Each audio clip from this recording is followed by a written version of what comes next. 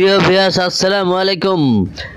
আজকে আপনাদেরকে জানাবো মিশরের অর্থনৈতিক সংকটের অন্যতম কারণ সুয়েজ থেকে রাজস্ব কমেছে 60%। সুয়েজ খাল। মিশরের চলমান রাজনৈতিক অর্থনৈতিক সংকটের মধ্যেই দেশটির আয়ের বৃহত্তম উৎস সুয়েজ খাল থেকে রাজস্ব কমে আসছে। আগের বছরের চেয়ে চলতি বছর এই রাজস্ব কমেছে 60%। এর ফলে দেশটির ক্ষতি হয়েছে $7 বিলিয়ন। গত 26শে ডিসেম্বর মিশরের প্রেসিডেন্ট দপ্তরের এক বিবৃতিতে এই তথ্য জানানো হয়। এই খাল ব্যবহার করেই বিশ্ব বাণিজ্যের 12% সম্পন্ন হয়। কিন্তু গাজায় ইসরায়েলের চলমান আগ্রাসন ও ইয়েমেনে ইরান সমর্থিত হুতি যোদ্ধাদের অবরোধের প্রভাব পড়েছে সুয়েজ খাল দিয়ে বাণিজ্য জাহাজ চলাচলের উপর। জাহাজ এবং গাজার ফিলিস্তিনিদের প্রতি সংহতি জানিয়ে হুতিরা ইয়েমেন সংলগ্ন লোহিত সাগরের বাব আল মানদেব প্রণালী দিয়ে ইসরায়েলগামী যে কোনো জাহাজকে বাধা দেওয়ার হুমকি দিয়ে রেখেছে এবং হুমকি দিচ্ছে এবং হামলা চালানো হচ্ছে, চেষ্টা চলছে। 2023 সালের নভেম্বর থেকে লোহিত সাগরের এবং এরকম প্রায় 100 জাহাজ হামলা করেছে হুতিরা। তারা বলেছে গাজায় ইসরায়েলি আগ্রাসন বন্ধ হলে তারা লোহিত সাগরে হামলা বন্ধ করবে। হুতি হামলার জেরে অনেক বাণিজ্য জাহাজ বাব আল মানদেব ও সুয়েজ খালের পথের বদলে অনেকখানি ঘুরে দক্ষিণ আফ্রিকার উত্তমাশা অন্তরীপ দিয়ে চলাচল করছে। এ অবস্থায় পরিবর্তনে আমেরিকা, ব্রিটেন, ইসরায়েল ইয়েমেনে ব্যাপক হামলা চালালেও লোহিত সাগরে হুতিদের অভিযান অব্যাহত রয়েছে এবং আমেরিকা, ব্রিটেন, ইসরায়েল এবং তাদের যে সঙ্গপঙ্গ যে রাষ্ট্র আছে তারা ব্যাপকভাবে অন্যায়ভাবে ইয়েমেনে হামলা চালিয়ে যাচ্ছে। নিরীহ ব্যক্তি, শিশু এবং অনেক ভালো মানুষকে তারা হত্যা করছে। অর্থনৈতিক সংকটের মধ্যে থাকা মিশরের জন্য লোহিত সাগরের এই পরিস্থিতি মরার ওপর খাড়ার ঘা। লোহিত সাগরের কারণে দেশটিতে মুদ্রাস্ফীতি বাড়ছে, অর্থের মানও পড়ে যাচ্ছে, জীবন ধারণের ন্যূনতম উপকরণ সংগ্রহ করতে হিমশিম খাচ্ছেন লাখ লাখ মিশরীয় নাগরিক। দেশটির বর্তমান পরিস্থিতি যেন এর প্রতিবেশী সিরিয়ার লক্ষ্যবস্তুতে বাশার আল আসাদের শাসনামলের প্রতিচ্ছবি। আসাদের পতনের পর মিশরীয় এক নায়ক আব্দুল ফাত্তাহ আল সিসি সরাসরি কোনো মন্তব্য করেননি। তার সাম্প্রতিক বক্তব্যে ক্ষমতা থাকা নিয়ে বাড়তে থাকা উৎকণ্ঠা ধরা পড়েছে বিশ্বের এবং যে অবস্থা। ডিসেম্বরের শুরুতে এক সপ্তাহ এবং এক সংবাদ সম্মেলনে তিনি বলেন, কারো রক্তে হাত রঞ্জিত করবে না তিনি, আর কারো অর্থ চুরি করেননি। এক দশক আগে এই সামরিক আত্মসম্মান দেখাচ্ছে এবং এক দশকে এক সামরিক অভ্যুত্থানের মাধ্যমে ক্ষমতায় আসেন আল সিসি। বর্তমানে তাকে বিবেচনা করা হয় মধ্যপ্রাচ্যের সবচেয়ে নিপীড়নকারী শাসক হিসেবে। তার শাসনামলে জেলখানায় ঢুকেছে 65,000-এর বেশি রাজনৈতিক বন্দী।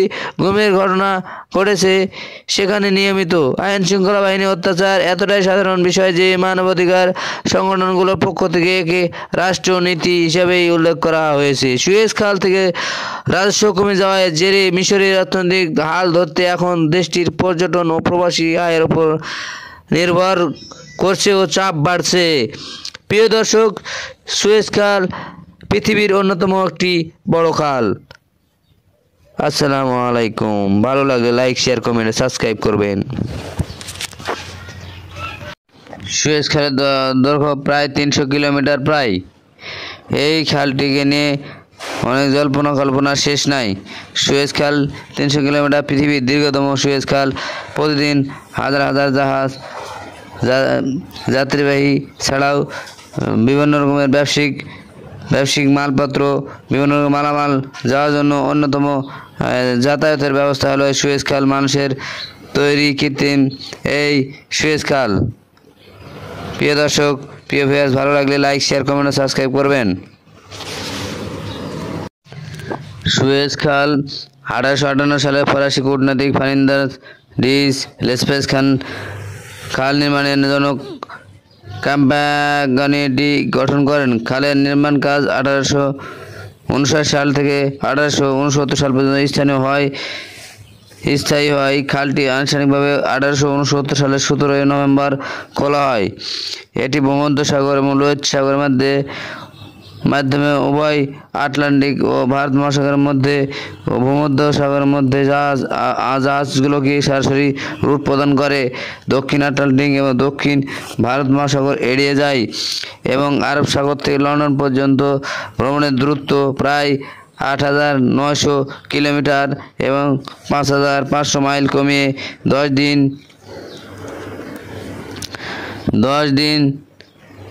37 কিলোমিটার ঘন্টা বা 23 মাইল অথবা 24 নট 40 কিলোমিটার ঘন্টা 28 মাইল গতিতে 8 দিন করে।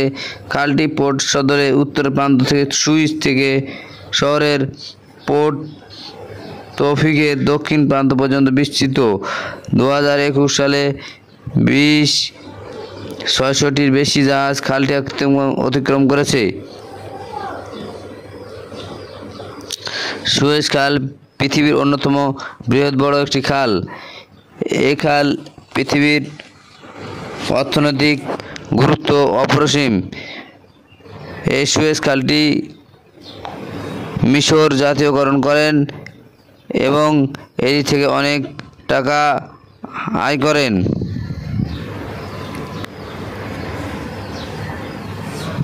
খালটি মিশরীয় সরকারের সম্পত্তি ছিল, কিন্তু ইউরোপীয় শেয়ার হোল্ডার বেশিরভাগ ব্রিটিশ, ফরাসি ও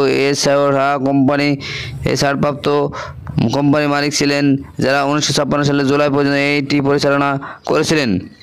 যখন পরিচালিত গামাল আবদেল নাসের এটিকে জাতীয়করণ করেছিলেন, এই ঘটনাটি সালের অক্টোবর মাসের সুয়েজ সংকটে পরিচালিত করেছিল এবং যুদ্ধে নেমে পড়ে বিধর্মী রাষ্ট্রগুলো। এতে মিশর জড়িয়ে পড়ে। মিশর সুয়েজ খাল জাতীয়করণ করেছিল 1956 সালে। ভূমধ্যসাগর, লোহিত সাগর ও সুয়েজ সংযোগকারী সুয়েজ খাল নির্মাণ শুরু করে 25 এপ্রিল 1860 সালে। খালের দৈর্ঘ্য প্রায়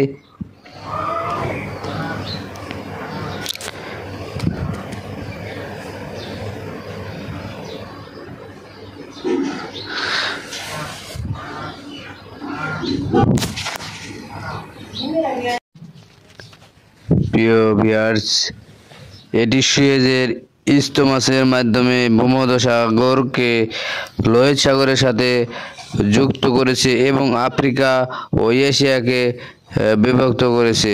খালটি সিল্ক রোডের অংশ, যা ইউরোপকে এশিয়ার সাথে সংযুক্ত করেছে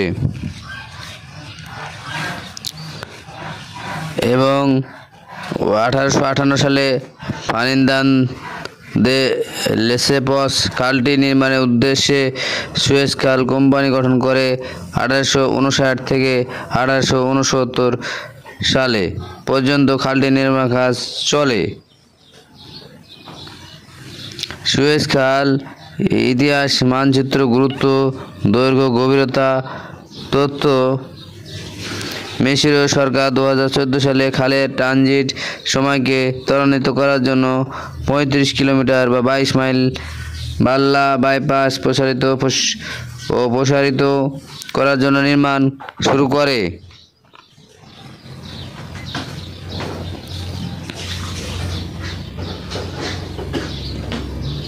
সুয়েজ খাল মিশরের সুয়েজ ইস্টমাস জুড়ে উত্তর প্রবাহিত একটি সমুদ্র স্তরের মানুষের তৈরি জলপথ। ভূমধ্যসাগর এবং লোহিত সাগরকে সংযুক্ত করেছে। প্রিয় দর্শক, সুয়েজ খাল মিশরের রাষ্ট্রপতি গামাল আবদেল নাসের 26 জুলাই 1956 এই খালটিকে জাতীয়করণ করে এবং খাল থেকে রাজস্ব ব্যবহার করে। বাঁধ প্রকল্পে অর্থায়নের উদ্দেশ্যে এটি সুয়েজ খাল কর্তৃপক্ষের কাছে হস্তান্তর করে। প্রতিক্রিয়া জানান, যেদিন খালটি জাতীয়করণ করা হয় সেদিন নাসের তিরান প্রণালীকে ইসরায়েলি জাহাজের জন্য বন্ধ করে দেন।